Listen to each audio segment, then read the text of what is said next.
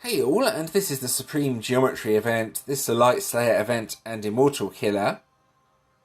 So here's my basic team. This was used for killing guild bosses mainly. Then another team here based on Iria. Then I also made, if we can scroll across, one team based on Noble Killer. Now last event, this sort of team would have worked really well, or should I say last Slayer event, but this time around it's not really hitting very hard. I think what we'll do first is talk through this team here. This is basically just a team of ultimate forms. This is the quickest way, I think, to kill guild bosses. Nothing especially exciting here. This is just the best ultimate forms I have that are Light Slayer. Now, Swine Lord Strike Team. This is the card for the killer skill this event. 4 pink stars, so we scroll down, I believe it is 1000%. Yeah, there we go. So a decent killer skill, but not much more to back it up, unfortunately, as my other cards are not especially effective this time around.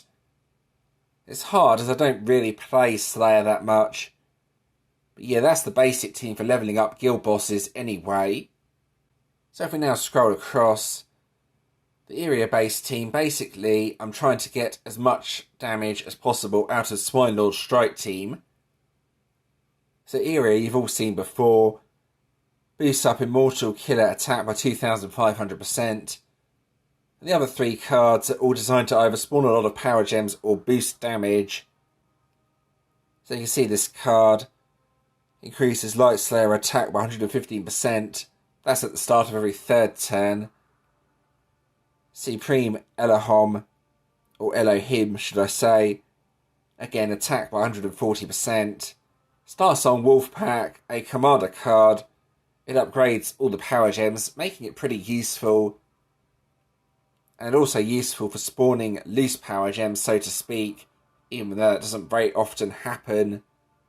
Then again, Swine Lord Strike Team, the card I need for the killer skill. 2 times awakened, 4 pink stars. Could potentially do a lot of damage when boosted up by Iria, but it's kind of hard. I'm not getting that much damage out of this team, if I'm being honest. So with this team, I'll talk through the relics quickly. That's a general Light Slayer relic. Another general Light Slayer relic. Nothing too exciting there. Then an Immortal Killer relic. That breaks most of the shields. Then to finish, I need 2 Dark Relics. That's to make sure I get enough Dark Gems at the start to use High Performance Unit Iria. They're both Immortal Killer Relics as well. But that's the basics behind this team anyway. I try and boost up Swine Lord Strike Team with Iria to get it to do as much damage as possible. Sometimes it hits Q damage, so it's not terrible, but compared to the event deck, it's weak, unfortunately. Now let's go over to the Santa Noble Killer team. What I'm trying to do here is boost up my 2 Noble Killer cards. Again, Swine Lord Strike Team is essential. What I should be doing here is actually swapping around the order. I don't know why this card is leader. I'll just do that quickly. There we go, that's better. Right. Now I can talk through this team properly. So Santa is on the team. Increases Noble Killer attack by 200%. 8 water power gem 1s or higher on the board. This is 10 times. So yeah, you need another decent water card to get the power gems. Black Flag Marauders is useful for that situation. I mean, you can just do it with Santa, but considering some of the bosses have chaos, it makes it very difficult. Then the 2 Noble Killer cards, I'm trying to boost both of those up by this method. And again, you need Swine Lord Strike Team, well, in my situation anyway, or a modern ultimate form that's Immortal Killer and Light Slayer. I'm sure most of you have something better than this, but it is 4 pink stars, so it's not too bad considering how old the card is. What else could be useful this event? Well, I'm sure you're all expecting this one. Just going to find it. Metaverse Masters. So yeah, it's definitely worth trying this card on the team. The next card to use their battle skill, a 150% damage buff. If that works on your team, you can do mega damage, but it might be difficult to get that card working as there's not many... Actually, I don't think there are any cards at all that convert dark gems into light gems. Well, not yet, anyway. There might be one later on. So you can give that a try and see if that works or not. It might be quite difficult to get working now, unfortunately. But anyway, that's the teams I'm using for this event. I'm not focusing too much on the vault. However, there is one other feature I want to talk through quickly before starting the event. Alright, so let's talk a bit about the holiday Gift-Stravaganza. So everyone got some free gifts in their mail. You can also purchase gifts. Now it's a little bit confusing, but I'll try and explain this. The free gifts that you got in mail, you can trade up to 10, then they go as presents under the tree. If you trade more than 10, then they convert into gifts that you can send to someone else. So basically, the free gifts, you can trade a maximum of 10. The purchased ones, though, are different. You can trade as many as you want. As you can see in this situation, I've had a few friends helping me out. I have a rather decent amount of gifts that should be a lot of fun to open. You can only open one per day until Christmas, though. But when Christmas comes, I'm going to record myself opening all of these so you can see what I get out of them. Now, so far, I've had a few decent items. Silver Trials coins. I think I've also had Warden Ascended Stones. Yeah, they're pretty decent, but I'm not really sure if they're worth the gems.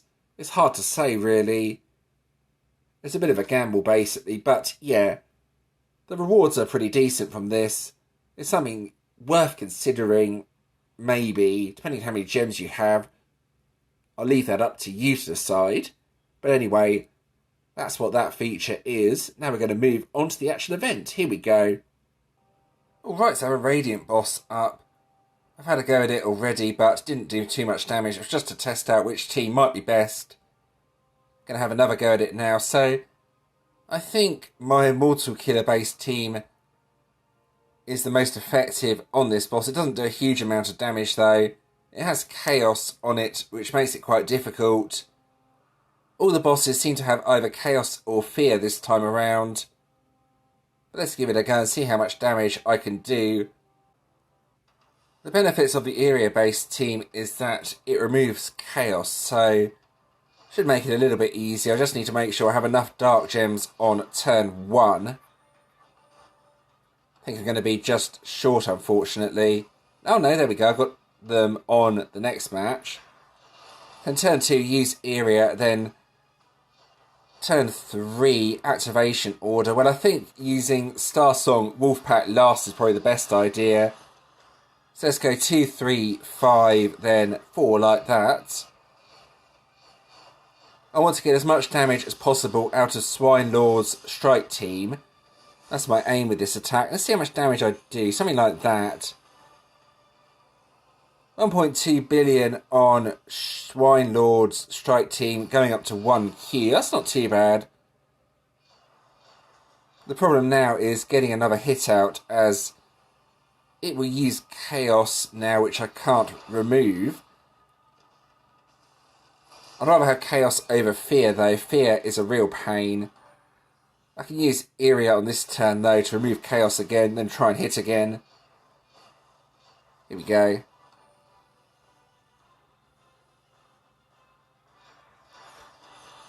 I'm not sure if I'm going to have all the cards active this time around. So it probably won't do as much damage, unfortunately. Let's see what it does. I'll try something like... Yeah, it's a bit slow on the match. Something like that. Let's try that. Yeah, slightly under the damage of the previous attack.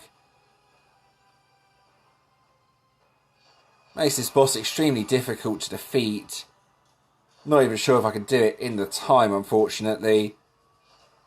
But this is the best I can really make up out of the cards I have. I don't have the event deck. The event deck does look really good, though. I think quit out at this point, as I can't get Iria going again. So what I should do now is try my Noble Killer team on the boss. I don't think it would do too much damage, but I'll give it a go. So let's go ahead and give the Santa base team a go. I have already had a practice with this team. Now, if I get lucky, it can actually do more damage than the Iria-based team. The problem here is, well, Chaos messes things up really badly. So,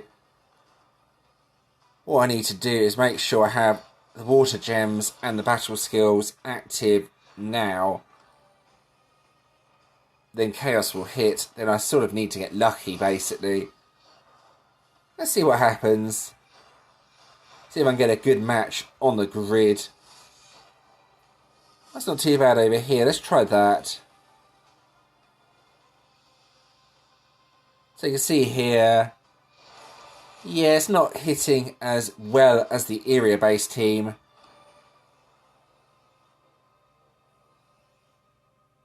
Hopefully you can make up something better than what I'm using here, though, if you decide to use Santa. But I think either an Iria-based team or a single affinity team will probably be the best idea.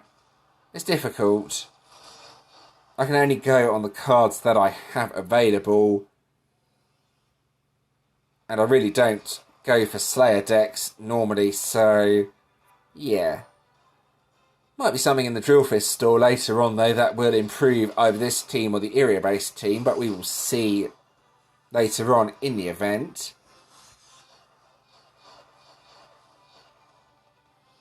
This could be interesting. Let's try that. Damage is not going to be too bad. Let's see. Yeah, again, only hitting trillion damage and not Q damage. I want the Q damage. I think I can get one more attack out, though. Again, Chaos is messing this up. Without Chaos, it might be alright. I don't really want to put a Chaos counter card on the team, as it will just weaken it too much as well.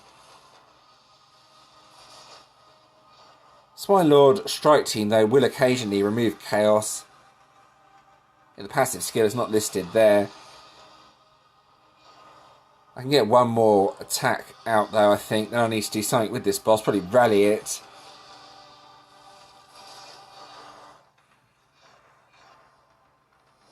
Let's give this a go. Right, so, yeah, there's not much. I don't know what that's going to do. There's lots of power gems all over the place there. Wasn't really a clean match. There we go, we're done. Let's quit out. So that's the teams I'm using for this event. Neither are that effective. I'm going to need to do something with this boss now. I think I'm going to rally it to friends, even though I haven't got MVP yet, so someone actually kills it. I don't want Umbral bosses, though. My teams are not good enough, unfortunately. Alright, so let's have a look at the event rewards. What do we got this time around? Let's have a look. Well, it's a Dragoon. Okay, interesting. What's the battle skill? Oh, okay, it's a replica of a previous Ultimate form, a recent one as well. It's hard to say what this Dragoon is like, though, as I don't know what it specialises into, but there are generally pretty good options for dark attack teams, so maybe one to consider, especially if it has a weaken... Oh, it does have a weaken counter skill. So probably have that as you evolve it.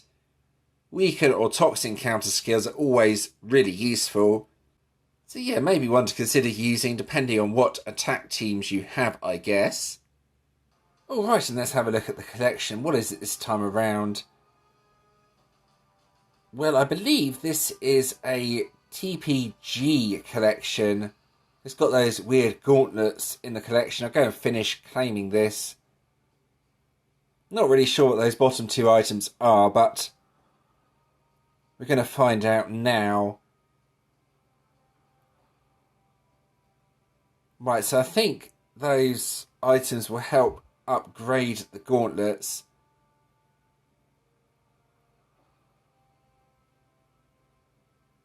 Let's just go over to the TPG area of the game quickly. I'm going to see what I can do with these items.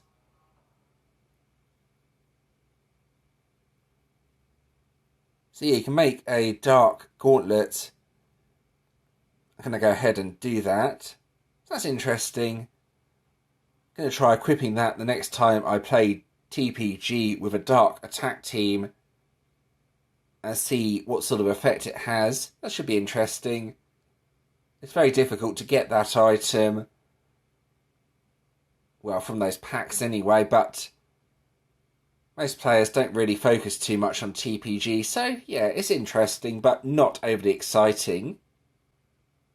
Just going to claim my random 6-star hero, or random event hero, should I say? Well, not necessarily event hero, you know what I mean. Whatever this is. 6-star supreme hero.